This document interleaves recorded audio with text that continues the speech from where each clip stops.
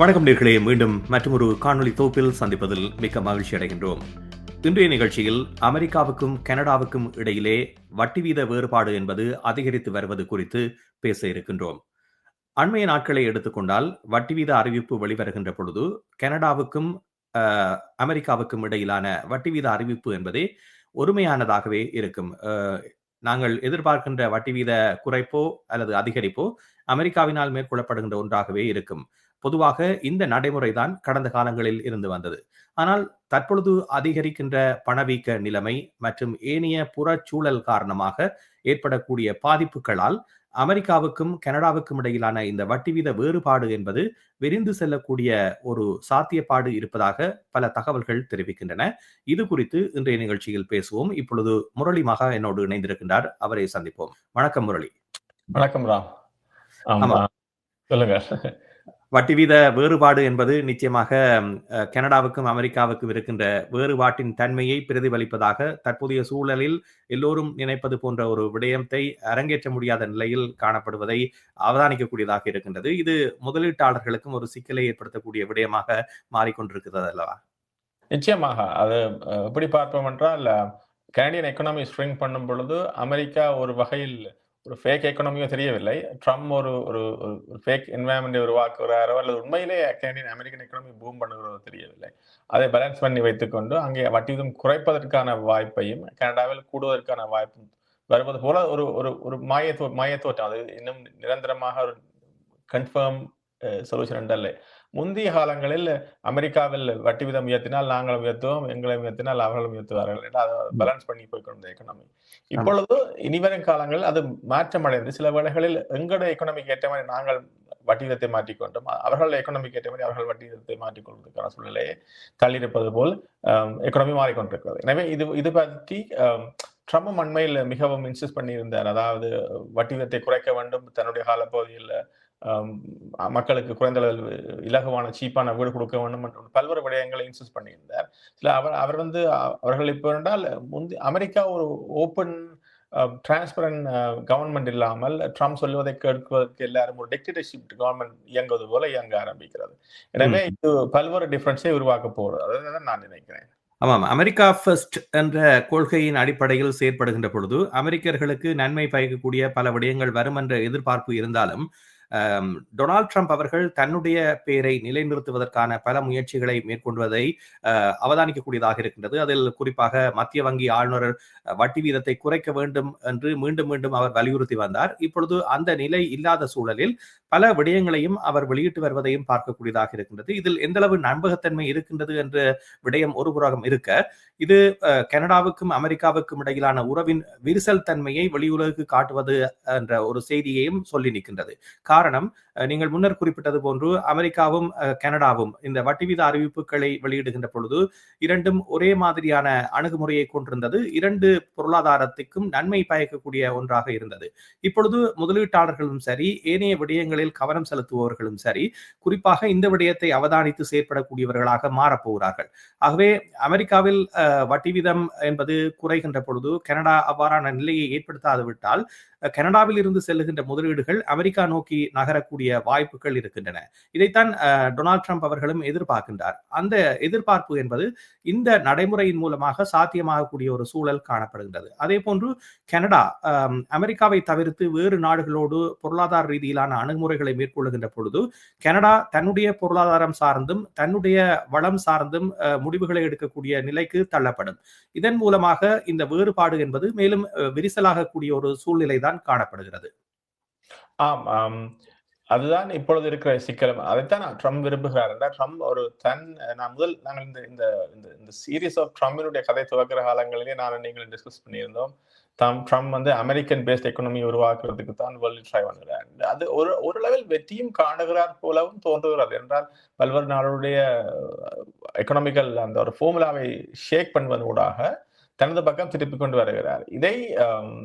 இதை வைத்துக்கொண்டு பார்க்கும் பொழுது அமெரிக்க பொருளாதாரங்களில் இருக்கிற பிரச்சனைகளை அந்த அந்த அணுகுமுறையை முற்றுமுழுதாக மாற்றி மக்களுக்கு அந்த கான்ஃபிடன்ஸை உருவாக்கி மக்களை ஸ்பெண்ட் பண்ண வைத்து அந்த எக்கனாமியை பேலன்ஸ் பண்ணி கொண்டும் உலக நாடுகளில் இருந்து வருகிற பொருட்களுக்கு வரியை விரிப்பதூடாக வர பணத்தை கவர்மெண்ட் ரன் பண்றதுக்கு முயற்சிக்கிறார்.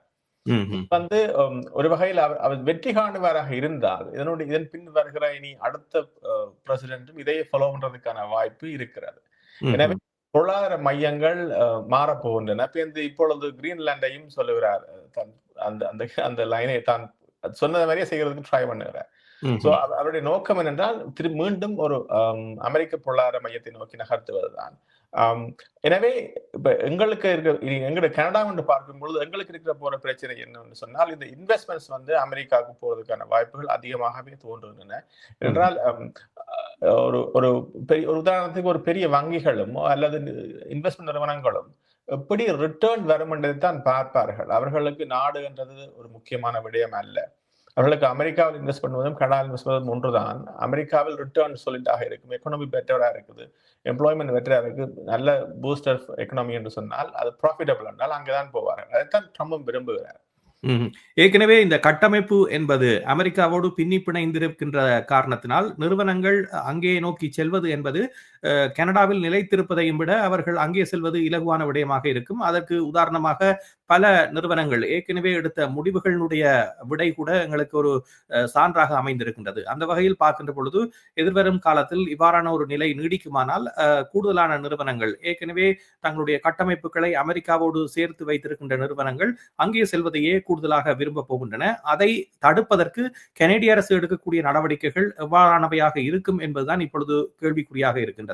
இதே நேரத்தில் டாலரினுடைய செல்வாக்கு என்பது கூட இந்த வட்டி வீத மாற்றத்தின் அடிப்படையில் தான் தீர்மானிக்கக்கூடிய ஒரு விடயமாக மாறப்போகிறது. ஆகவே டாலரினுடைய வலிமை எவ்வாறு இருக்க போகிறது என்பதனை தீர்மானிக்கின்ற விடயமாக இந்த விடயம் மாறுகின்ற பொழுது, வட்டி வீத அறிவிப்புகள் இவ்வாறு வித்தியாசமானவையாக வெளிவருகின்ற பொழுது, அமெரிக்கா பக்கம் மீண்டும் டாலரினுடைய செல்வாக்கு அதிகமாக இருந்தால் அவர்கள் செல்லக்கூடிய வாய்ப்புகள் அதன் மூலமாகவும் புலப்படுகின்றன. நிச்சயமாக. மற்றது இப்பொழுது வாங்கும் திறன் கனடாவில் இருக்கிற மக்களுக்கு குறைவடைகிறது. அது ஒரு ஃபுட்னுடைய பிரைஸ் அதிகரிக்கிறது.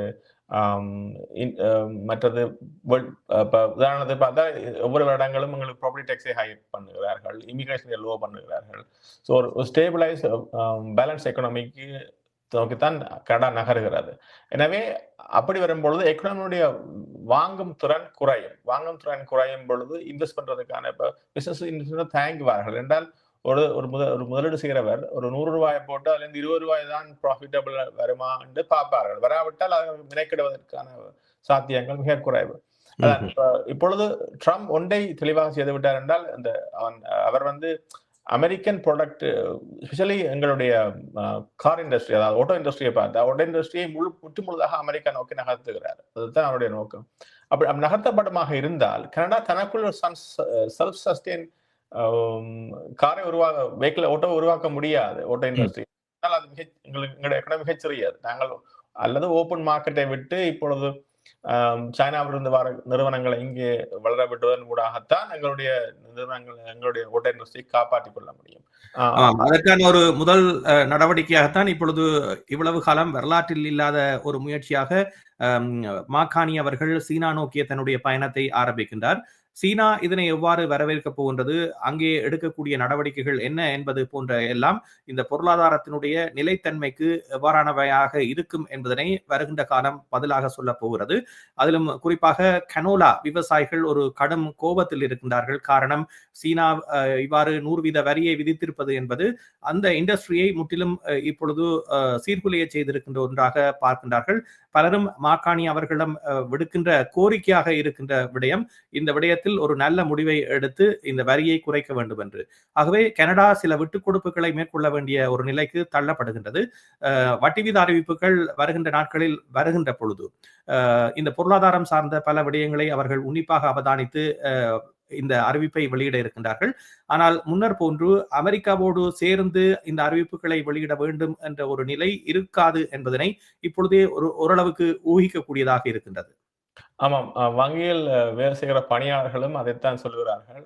அவர்களுக்கு ஒரு பிரீஃபிங் கொடுத்திருப்பார்கள் என்ன மாதிரி மாறப்போகிறது என்று. அவருடைய பிரீஃபிங்கின் அடிப்படையிலும் ஓவரால் இண்டஸ்ட்ரியில் இருக்கிற கதையும் என்னவென்று சொன்னால், இந்த அதாவது வட்டி வீத மாற்றங்கள் முன்பு போல் அமெரிக்காவை மையப்படுத்தியோ அமெரிக்காவோடு இணைந்தோ நடக்கப் போவதில்லை. கனடா தனியாகவும் அங்கு தனியாகவும் இருக்கின்றன. எனவே வேறுபட்ட ஒரு எக்கனாமிக்கல் சிச்சுவேஷன் இருக்கிறது. அது 90களின் இறுதி பகுதியில் இருந்த மாதிரி இருக்கிறதுக்கான வாய்ப்பு அதிகம் என்றே கருதுகிறார்கள். எனவே பார்ப்போம் நடக்குது என்று. நிச்சயமாக அமெரிக்காவில் பணவீக்கம் அதிகரிக்கின்றது, கனடாவில் பணவீக்கம் குறைகின்றது. இந்த வேறுபாடுகளை வைத்து வட்டி வீத அறிவிப்புகள் வெளிவரலாம். கனடாவில் எல்லோரும் எதிர்பார்ப்பது போன்று தொடர்ந்து வட்டி வீத குறைப்பு என்பது சாத்தியமில்லாத ஒன்றாகவே தொடர்ந்தும் புலப்படுகின்றது. தொடர்ந்து ஒரு நிலைநிறுத்தக்கூடிய வட்டி வீத அறிவிப்புகளை வருகின்ற காலங்களில் கனடா மேற்கொண்டாலும் எதிர்வரும் காலத்தில் வட்டி வீத அதிகரிப்பு நாங்கள் முன்னர் பேசியது போன்று தொடர்ந்து அதிகரிக்கக்கூடிய வாய்ப்புகளே தென்படுகின்றன. ஆமா, நிச்சயமா பார்ப்போம் நடக்கிறது. ஆமாம்.